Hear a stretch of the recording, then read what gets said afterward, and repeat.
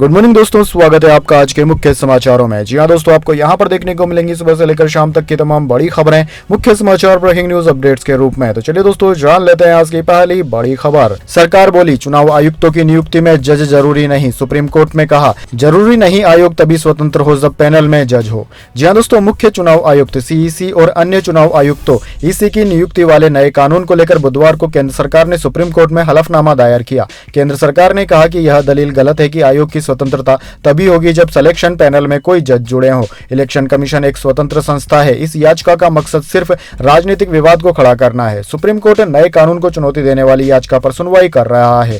ये याचिका कांग्रेस कार्यकर्ता जया ठाकुर ने दाखिल की थी। पीठ ने इस याचिका पर 12 जनवरी को सुनवाई करते हुए केंद्र सरकार को नोटिस जारी कर जवाब मांगा था। वहीं दोस्तों 2 मार्च 2023 को मुख्य चुनाव आयुक्त और चुनाव आयुक्तों की नियुक्ति पर सुप्रीम कोर्ट ने एक ऐतिहासिक फैसला सुनाया था। कोर्ट ने आदेश दिया कि चुनाव आयुक्तों की नियुक्ति एक पैनल करेगा जिसमें प्रधानमंत्री, लोकसभा में नेता प्रतिपक्ष और सीजीआई शामिल होंगे। इससे पहले सिर्फ केंद्र सरकार इसका चयन करती थी।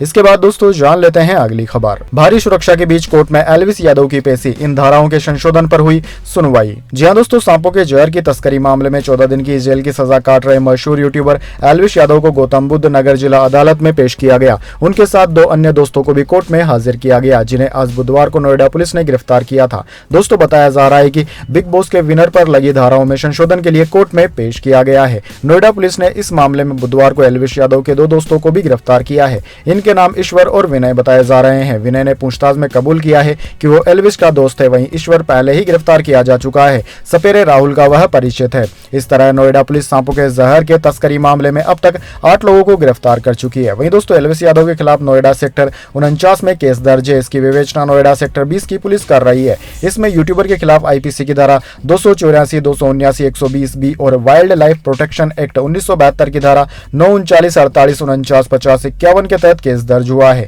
इस मामले में आरोपियों से बरामद स्नेक वेनम को जांच के लिए भेज दिया गया था। वहां से मिली रिपोर्ट के बाद एनडीएसपी एक्ट की धाराएं बढ़ा दी गई है। इसके बाद दोस्तों जान लेते हैं अगली खबर। पीएम मोदी बोले भारत दुनिया का तीसरा सबसे बड़ा स्टार्टअप बाजार, इसे हमारे देश के युवा लीड कर रहे। स्टार्टअप महाकुंभ में 2000 से ज्यादा स्टार्टअप हैं शामिल। जी हां दोस्तों, प्रधानमंत्री नरेंद्र मोदी ने 20 मार्च को भारत मंडपम में आयोजित स्टार्टअप महाकुंभ में भाग लिया। इस दौरान प्रधानमंत्री ने स्टार्टअप की ओर से लगाई गई प्रोजेक्ट्स और इनोवेशन प्रदर्शनी को देखा। कार्यक्रम को संबोधित करते हुए प्रधानमंत्री मोदी ने कहा कि भारत दुनिया का तीसरा सबसे बड़ा स्टार्टअप बाजार है, जिसे हमारे देश के युवा लीड कर रहे हैं। अब हम एआई तकनीक से जुड़े एक नए युग में हैं। मोदी ने कहा कि मैं एआई की काफी मदद लेता हूं। जब चुनावी अभियान में भाषा की दिक्कत आती है तो मैं एआई का सहारा लेकर हर भाषा में लोगों तक अपनी बात पहुंचाता हूं। वहीं दोस्तों स्टार्टअप महाकुंभ भारत का सबसे बड़ा और अपनी तरह का पहला स्टार्टअप आयोजन है। इसमें देश भर के 2000 से ज्यादा स्टार्टअप, 1000 से ज्यादा इन्वेस्टर, 100 से ज्यादा यूनिकॉर्न, 300 से अधिक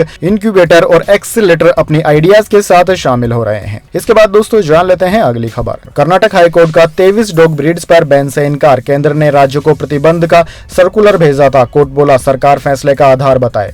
जहां दोस्तों केंद्र सरकार के डॉग्स के 23 ब्रीड्स पर बैन लगाने के सर्कुलर पर कर्नाटक हाईकोर्ट ने बुधवार को रोक लगा दी। जस्टिस एम नाग प्रसन्ना ने कहा कि ये रोक सिर्फ कर्नाटक राज्य के लिए ही मान्य है। कोर्ट ने कहा कि डिप्टी सॉलिसिटर जनरल को बताना होगा कि केंद्र सरकार के इस फैसले का क्या आधार था। जब तक वे इसके डॉक्यूमेंट्स पेश नहीं करते तब तक हम सर्कुलर पर स्टे लगाते हैं। अगली सुनवाई 5 अप्रैल को होगी। दरअसल दोस्तों आपकी जानकारी के लिए बता दें, केंद्र सरकार ने 13 मार्च को राज्य से कहा था कि इंसानी मौतों के बढ़ते मामलों को देखते हुए 23 ब्रीड्स के डॉग्स का न सिर्फ इंपोर्ट रोके बल्कि इनकी ब्रीडिंग और बिक्री पर भी रोक लगाए। इसके खिलाफ कर्नाटक हाईकोर्ट में एक डॉग हैंडलर और डॉग पेरेंट की ज्वाइंट याचिका लगाई गई थी। इसके बाद दोस्तों जान लेते हैं अगली खबर। बीजेपी में तेज हुए बगावती शुर, नहीं मिला टिकट तो इस राज्य के पूर्व सीएम से लेकर इन नेताओं ने खोला मोर्चा। जी हां दोस्तों, देश में लोकसभा चुनाव के लिए तारीखों का ऐलान होने के बाद सियासी दंगल शुरू हो गया है। इसी बीच दक्षिण भारत के राज्य कर्नाटक में बीजेपी की राह मुश्किल होती जा रही है, क्योंकि टिकट के ऐलान के बाद कई बड़े नेता नाराज हैं। दोस्तों बीजेपी अब तक उम्मीदवारों की 2 सूची जारी कर चुकी है। इनमें कर्नाटक की 28 में से 20 सीटों पर उम्मीदवारों का नाम घोषित कर दिया गया है। हालांकि पूर्व मुख्यमंत्री और उप मुख्यमंत्री समेत कर्नाटक कर्नाटक बीजेपी के कई अन्य नेता इससे खुश नहीं है और उन्हें असंतोष पनप रहा है। कुछ नेताओं ने तो खुलेआम बगावत कर दी और पार्टी उम्मीदवारों के खिलाफ निर्दलीय लड़ने का ऐलान कर दिया है। कर्नाटक के पूर्व उप मुख्यमंत्री के.एस. ईश्वरप्पा उन नेताओं में शामिल हैं। इसके बाद दोस्तों जान लेते हैं अगली खबर। नोट गिनते गिनते गर्म हो जाती है मशीन और ईडी के छापे पर उठाते हैं सवाल, अमित शाह ने कहा। जी हां दोस्तों, गृह मंत्री अमित शाह ने आज CNN न्यूज 18 के राइजिंग भारत समिट के मंच से पूछे गए सभी सवालों का बेबाक तरीके से जवाब दिया।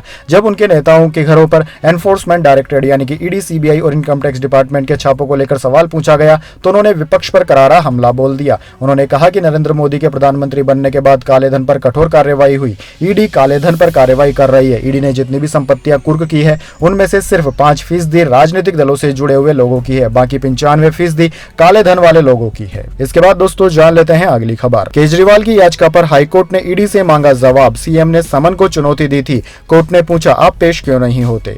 जी हां दोस्तों, दिल्ली हाईकोर्ट ने मुख्यमंत्री अरविंद केजरीवाल को बार बार समन भेजे जाने पर बुधवार को एनफोर्समेंट डायरेक्टर ईडी को तलब किया। कोर्ट ने ईडी को अपना पक्ष रखने के लिए 2 हफ्ते का समय दिया है। जस्टिस सुरेश कुमार कैंत और जस्टिस मनोज जैन की अध्यक्षता वाली बेंच ने केजरीवाल के वकीलों से भी पूछा कि आप ईडी के सामने पेश क्यों नहीं होते हैं। आप देश के नागरिक हैं, समन सिर्फ नाम के लिए है। इस पर सीएम के वकीलों ने कहा कि आम आदमी पार्टी नेता मनीष सिसोदिया और संजय सिंह को ईडी गिरफ्तार कर चुकी है। ईडी केजरीवाल को भी गिरफ्तार कर सकती है। वे भाग नहीं रहे हैं, लेकिन अगर उन्हें सुरक्षा मिली तो वे पेश हो जाएंगे। Additional solicitor general SV Raju और स्पेशल काउंसिल जाहिब हुसैन ने कोर्ट में ईडी का पक्ष रखा। केजरीवाल की तरफ से सीनियर एडवोकेट अभिषेक मनु सिंघवी और विक्रम चौधरी कोर्ट में पेश हुए। इस मामले पर 22 अप्रैल को अगली सुनवाई होगी। इसके बाद दोस्तों जान लेते हैं अगली खबर। पप्पू यादव की पार्टी का कांग्रेस में हुआ विलय। पूर्णिया से कांग्रेस के टिकट पर लोकसभा चुनाव लड़ सकते हैं। कल लालू तेजस्वी से की थी मुलाकात।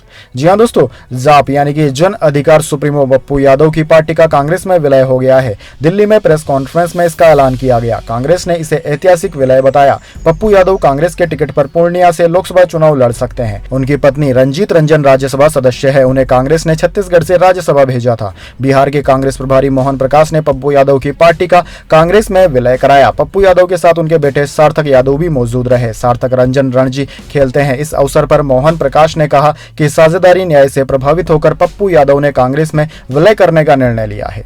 इसके बाद दोस्तों जान लेते हैं अगली खबर। मूसेवाला की मां की प्रेगनेंसी पर केंद्र ने मांगी रिपोर्ट। IVF में 50 की एज लिमिट। चरण कौर की उम्र 58 साल। पंजाब सीएम पर बरसे सिद्धू के पिता। जी हां दोस्तों, दिवंगत पंजाबी सिंगर सिद्धू मूसेवाला की मां ने IVF टेक्निक के जरिए 2 दिन पहले बच्चे को जन्म दिया था। इसी दौरान केंद्र सरकार ने एक लेटर जारी कर सिद्धू की मां चरण कौर की प्रेगनेंसी की रिपोर्ट मांगी है। लेटर में असिस्टेंट रिप्रोडक्टिव टेक्नोलॉजी एक्ट का हवाला देकर बताया गया है कि IVF तकनीक से गर्भ धारण कर बच्चा पैदा करने के लिए किसी भी महिला की उम्र 21 से 50 साल के बीच होनी चाहिए, लेकिन सिद्धू की मां ने 58 की उम्र में इस तकनीक से प्रेग्नेंट होकर बच्चे को जन्म दिया है। केंद्र ने इसी नियम के उल्लंघन पर जांच के बाद एक्शन के आदेश दिए हैं। इसके बाद दोस्तों जान लेते हैं अगली खबर। ईडी से सुप्रीम कोर्ट का सवाल, बार बार सप्लीमेंट्री चार्जशीट क्यों? ये गलत प्रैक्टिस, इससे ट्रायल शुरू नहीं होता, आरोपी को जमानत भी नहीं मिल पाती। जी हां दोस्तों, सुप्रीम कोर्ट ने बुधवार को परिवर्तन निर्देशालय यानी कि ईडी द्वारा बार बार सप्लीमेंट्री चार्जशीट दाखिल करने को गलत बताया। कोर्ट ने कहा कि जांच एजेंसी इसलिए ऐसा कर रही है ताकि मामले में ट्रायल शुरू न हो पाए और आरोपी को जमानत न मिल सके।